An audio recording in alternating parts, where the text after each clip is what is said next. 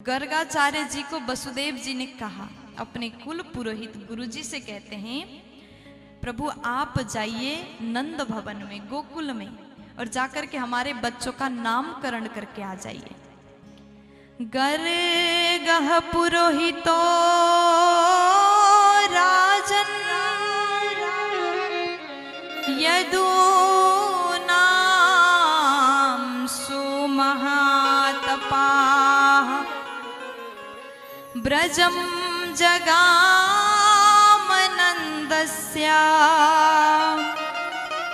वसुदेव प्रचोदितः। अब जैसे गर्गाचार्य जी से वसुदेव जी निवेदन करते हैं, प्रभु आप गोकुल जाकर के हमारे बच्चों का नामकरण करके आइए। गर्गाचार्य जी गए हैं गोकुल में। नंद बाबा ने जैसे गर्गाचार्य जी को देखा, खूब सुंदर स्वागत किया। देखो, आपके घर में कभी किसी संतों का आगमन हो जाए तो बड़े भाव से स्वागत करना, क्योंकि घर में संत का आगमन बार बार नहीं हो पाता। और ऐसा समझो कि आपके घर में किसी साधु ने कदम रखा है तो ये समझो कि भगवान हमारी ओर दृष्टि कर रहे हैं।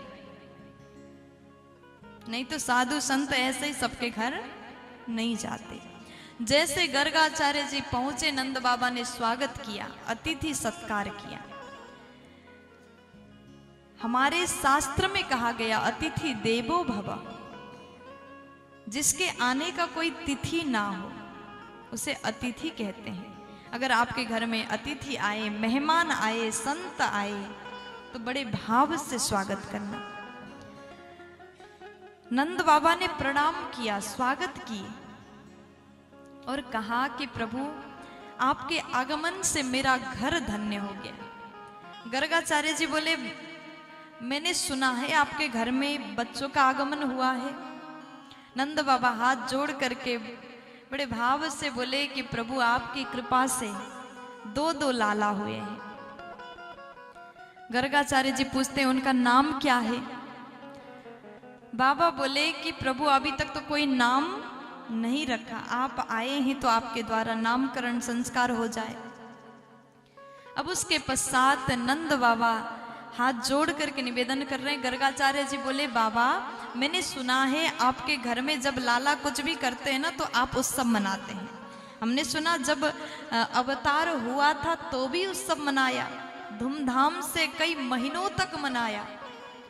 अभी भगवान 1 वर्ष के हो गए लेकिन अभी तक उत्सव पूरा नहीं हुआ, रोज उत्सव मन रहा है।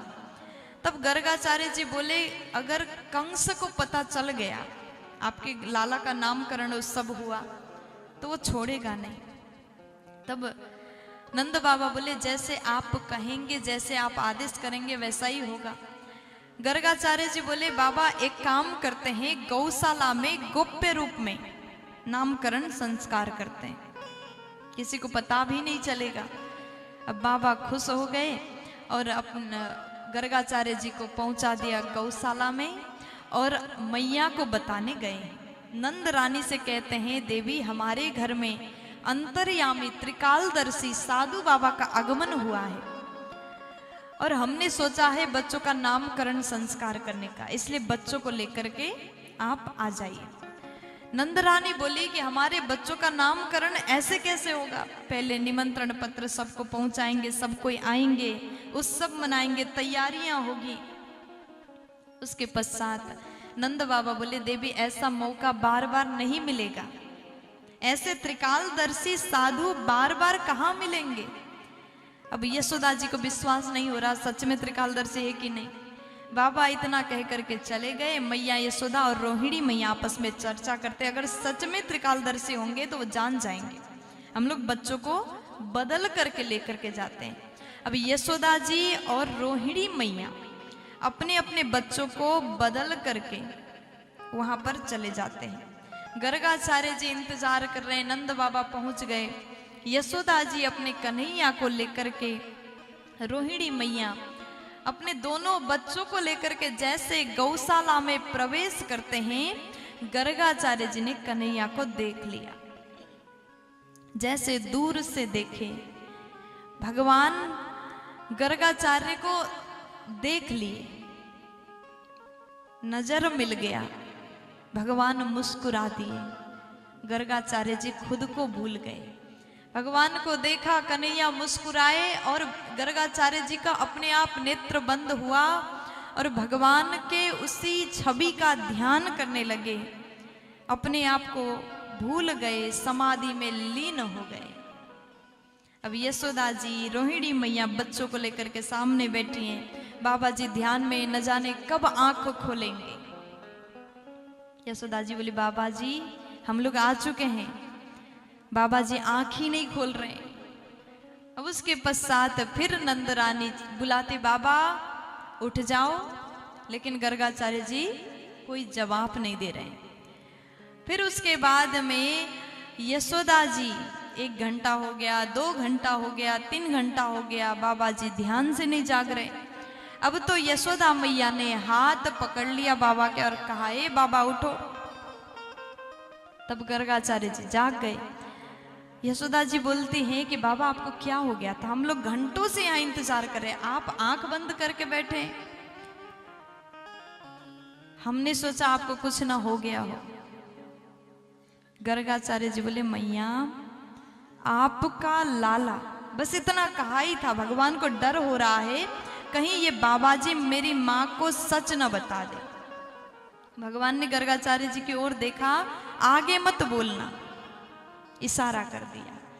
और गर्गाचार्य जी बोले, मैया आपका लाला इतना सुंदर है, इतना सुंदर है, और उस सौंदर्य को देख करके हम तो अपना ही नाम भूल गए। गर्गाचार्य जी बोल रहे हैं, हम आए थे आपके लाला का नाम रखने के लिए, लेकिन यहाँ आने के बाद, आपके बेटा के सौंदर्य को देखने के बाद हम खुद का नाम भूल गए। भगवान इतने सुंदर हैं। अब खुद विचार करिए, भगवान का सौंदर्य कैसा होगा। अभी हम लोग भगवान के तस्वीर को देखते हैं, मंदिर में विग्रह में देखते हैं, और उनके छवि को देख करके हम कुछ पल के लिए तो खुद को भूल जाते हैं, क्योंकि सौंदर्य ऐसा है। जब हम तस्वीर में, मूर्ति में देख करके इतना मोहित हो जाते हैं, तो जरा विचार करिए, जिसने प्रत्यक्ष दर्शन किया होगा तो उनका क्या हाल हो गया होगा। गर्गाचार्य जी अपने आप को भूल गए। यशोदा जी को खुशी होती है कि मेरा बेटा इतना सुंदर है। कोई भी माँ, दुनिया की कोई भी माँ जिसके सामने अगर आप उनके बच्चों का प्रशंसा कर दोगे तो माँ तो सब कुछ भूल जाएगी, इतनी खुश हो जाएगी। प्यार से बोलो, थोड़ा जोर से बोलो ना। अब उसके बाद में भगवान कृष्ण जी इशारा करते, बाबा आगे मत बताना, क्योंकि हमको बेटा बन के रहना है। अगर माँ को पता चल गया मैं भगवान हूं तो फिर मेरा क्या होगा। भगवान को तो भगवान की तरह रखते हैं। फिर मंदिर में रखा, लाइट जला दिए, छोटा सा अगरबत्ती जलाया, फिर थोड़ा सा मिश्री खिला दिए। उतना प्यार भगवान को नहीं मिलता है। इसलिए भगवान कहते हैं, मैं कृष्ण बन के आया हूं, केवल दैत्यों को मारने के लिए नहीं आया, केवल कंस को मारने के लिए नहीं आया, मैं अपनी माँ के पास में रहने के लिए और उनका प्यार पाने के लिए आया हूं। माँ के वात्सल्य को पाने के लिए भगवान आए। माँ का होना और माँ के प्यार को महसूस करना, ये दुनिया में सबसे ज्यादा खूबसूरत चीज है। एक माँ जिस प्रकार से अपने बच्चों से प्रेम करती है ना, दुनिया में कोई भी किसी से नहीं कर सकता।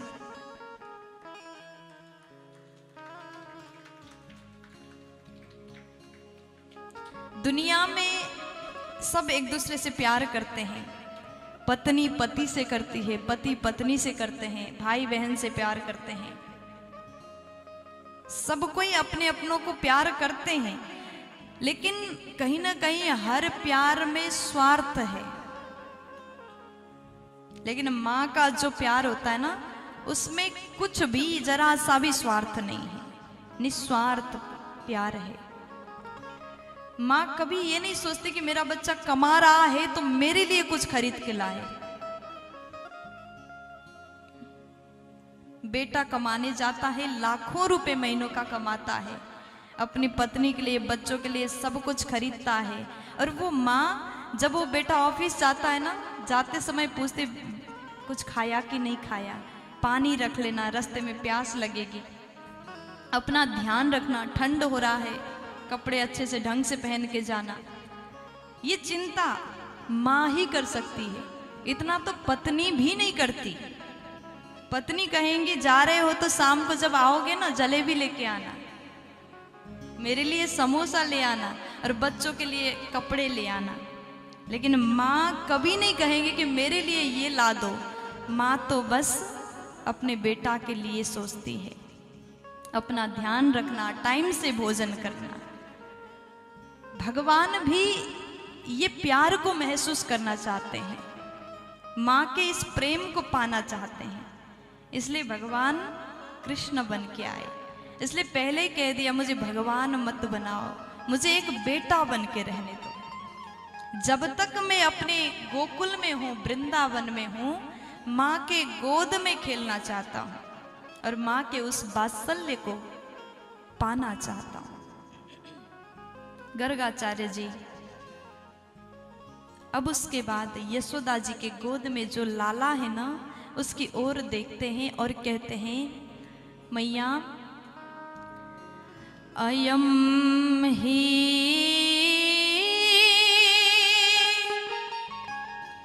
रोहिणी पुत्रो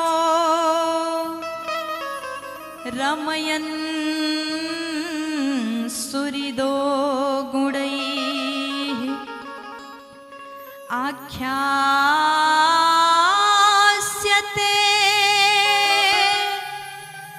राम इति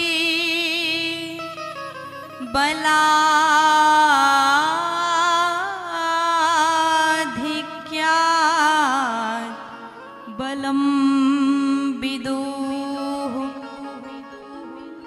गर्गाचार्य जी बोले, मैया अयम ही रोहिणी पुत्र, ये आपका नहीं, रोहिणी जी का बेटा है। अब मैया ने रोहिणी जी की ओर देखा और कहा कि ये तो सही में अंतर्यामी है। हम लोग तो परीक्षा के भाव से बच्चों को बदल करके एक दूसरे के गोद में रख के आए थे, ये तो सही में अंतर्यामी है। बाबा आगे कहते हैं, रमयन सुहृदो गुणैहि, इनके अंदर बड़ा सुंदर सुंदर गुण है, इसलिए आख्यास्यते राम इति बलाधिक्याद बलम विदुः, इनका नाम रहेगा बलराम। क्यों? अधिक बल होने के कारण इनका नाम होगा बलराम। बोलिए बलराम भैया की जय हो। अब जैसे नामकरण हुआ, फिर एक और नाम रखा संकर्षण। देवकी के गर्भ से आकर्षण करके रोहिणी के गर्भ में स्थापित किया, इसी कारण बालक का नाम हुआ संकर्षण। अब उसके बाद में गर्गाचार्य जी महाराज देखते हैं कन्हैया की ओर, जो रोहिणी माँ के गोद में विराजमान है। बाबा कहते हैं, मैं इनका क्या ही नाम रखूं, जिनके माध्यम से दुनिया चल रहा है, उनका नाम रखने का सौभाग्य मुझे प्राप्त हुआ, और मैं इनका क्या नाम रखूं। केवल एक दो नाम नहीं, बहुत सारे नाम हैं। बहुनी सन्ति नामानि रूपाणि च सुतस्य ते गुणकर्मानुरूपाणि